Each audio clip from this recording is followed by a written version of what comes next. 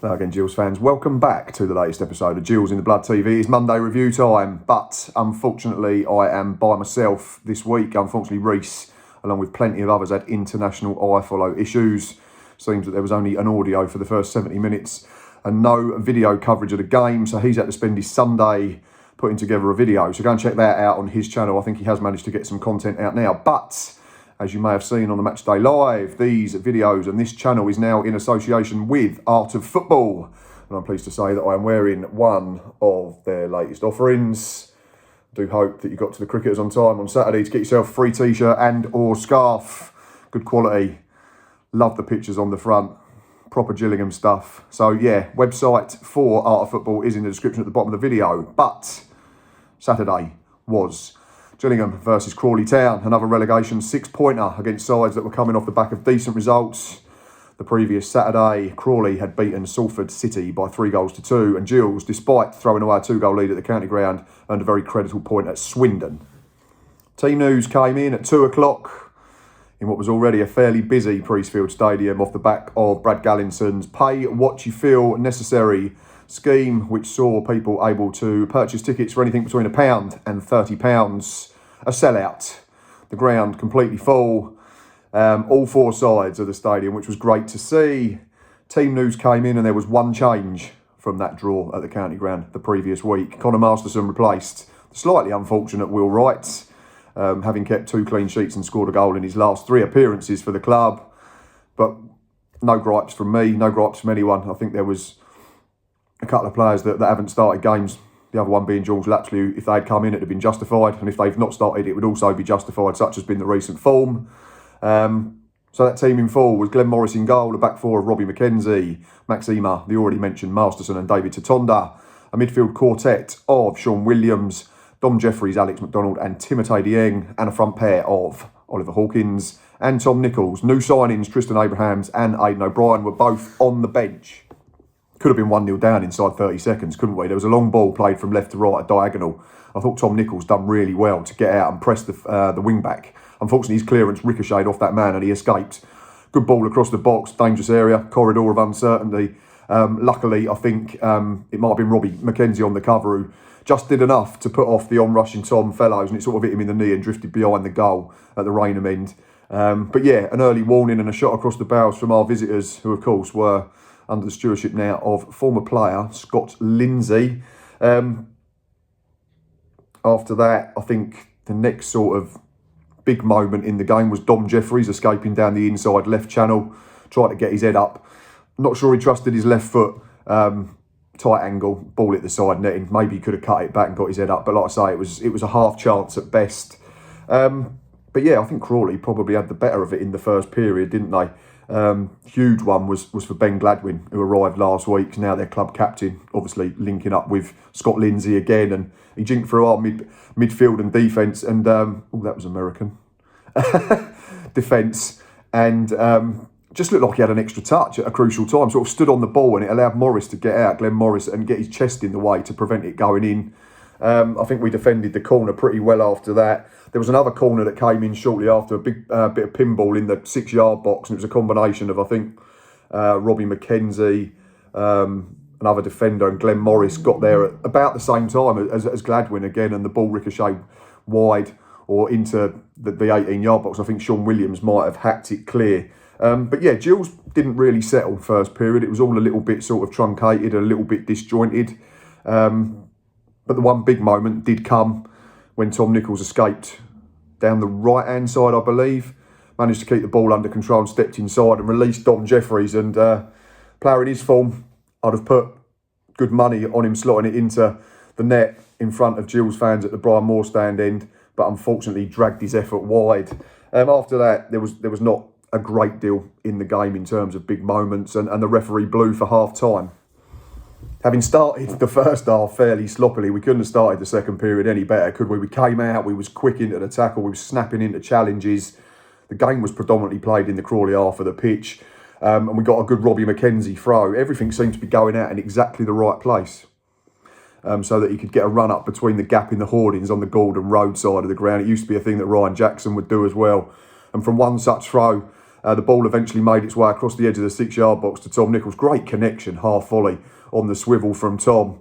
Corey Adai, who we'll get onto a little bit later in the video, the Crawley keeper, makes a really smart stop, gets down quickly with his left hand, then doesn't get any help from his defenders. Luckily, Sean Williams, our captain, was a lot more alert, slammed in the rebound into the roof of the net for his first goal for the club. Excuse me, and also his first goal since the back end of 2019, I believe. After that, it was pretty much one-way traffic, I felt. Having been on the back foot and stretched a little bit at times in the first period, I thought second half we managed it really well. We bossed proceedings, kept them at arm's length, never really looked in any danger at all. Couple of half chances weren't there for us. Tom Nichols again, intelligent running and movement to drift out wide to the left-hand side, clipped a little ball in. Tim Dieng making that late run into the dangerous area like he did at Swindon. Didn't get enough purchase on his header, and Adai made a comfortable save. But again, it was just the game being played in the Crawley half, the Crawley third. The Rainier was up in full voice. There was singing coming from the Gordon Road stand. The atmosphere was brilliant. And then the big moment. One of the best saves I've seen live for a long, long time. I've watched the highlights back. Tom Nichols escapes offside, doesn't he? I think Robbie McKenzie or Sean Williams just hooks the ball back into a dangerous area. Crawley switch off.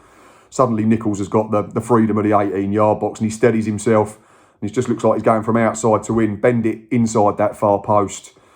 Looking at the highlights, it looks like it's just bobbled wide, but we were right behind it from our seat in the rain. It's a brilliant stop from Corey Adai. Gets down. He's a big bloke. He's about 6'5".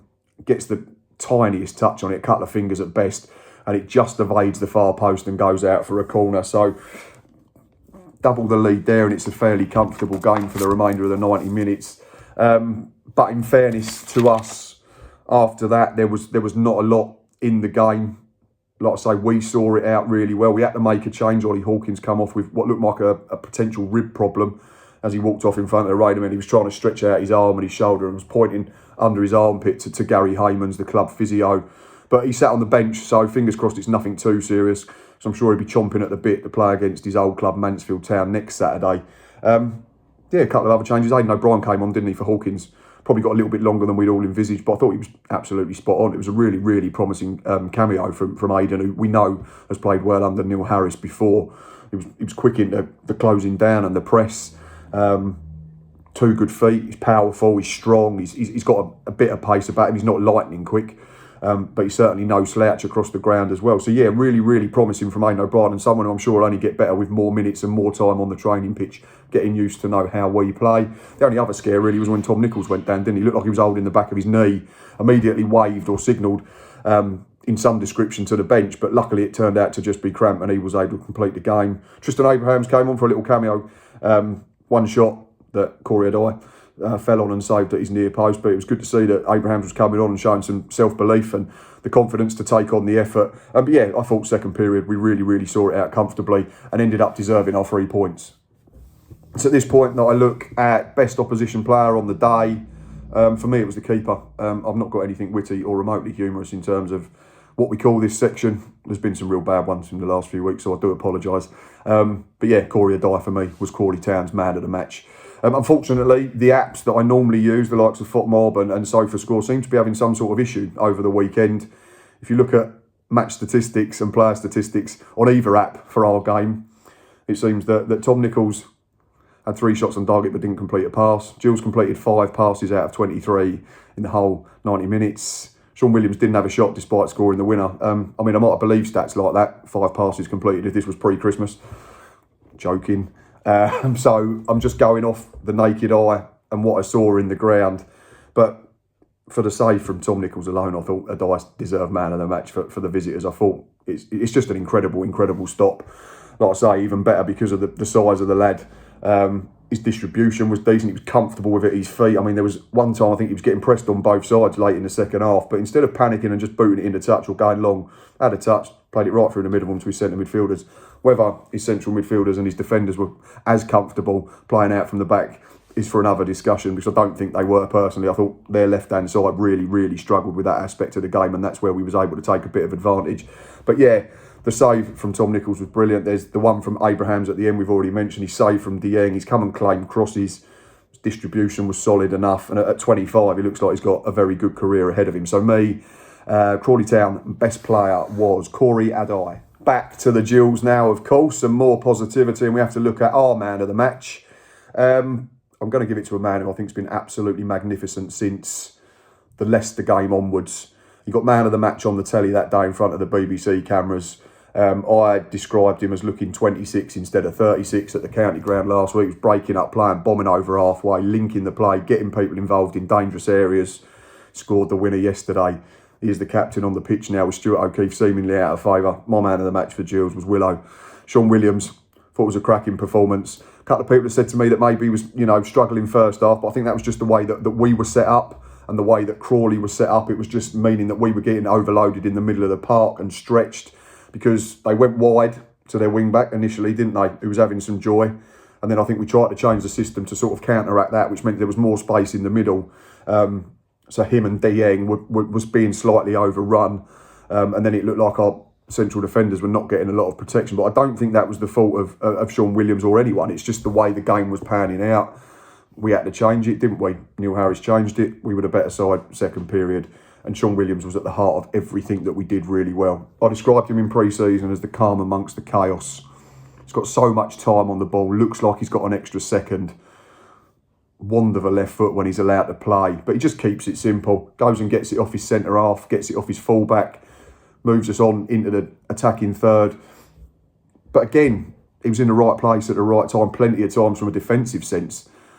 Then he's in the right place from an offensive sense, isn't he? When the ball drops and Crawley switched off for a second, Willow's alert to slam one in the roof of the net. Loved his celebration in front of the Rainier. Looked like he really, really enjoyed it. I've seen him tweet saying it's been a long time coming, but the feeling continues to get better and better, despite his advancing age. And I mean that in the best possible way, because he is at the veteran stage of his career now, at 36 years of age. But I thought he was absolutely spot on again. He's been superb for the last month, and he's been a big part in this improvement since the new group of players have been put together. So my man of the match for Gills was Sean Williams.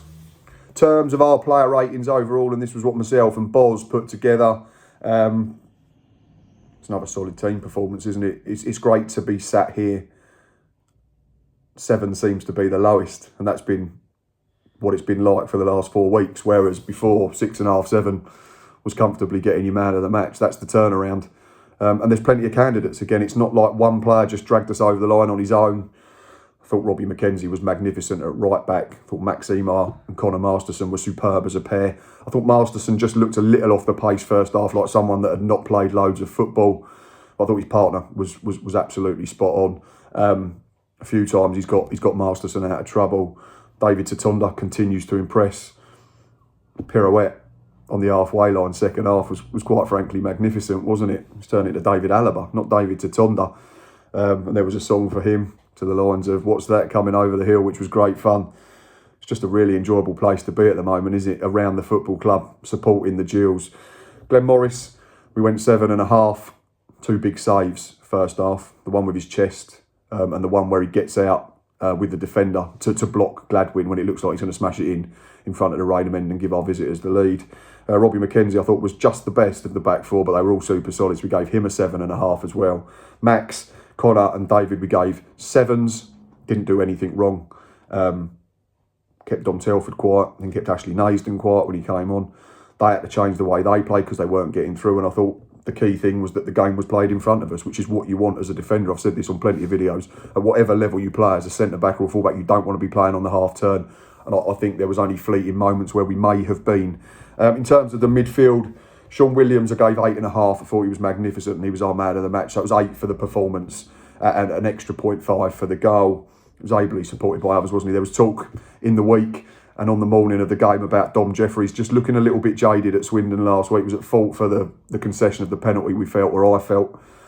Thought he was brilliant again. And if he had read our tweets and seen what we'd said, then maybe it was just a little bit of a, not a kick up the arse, because you don't need to kick up the arse. He's been really good, just but a little bit of motivation to go and say, I'm absolutely fine. And I thought he was really good. Lung-busting runs all over the pitch again, was still going and pressing high in injury time. So we gave him a 7.5, same as Alex McDonald.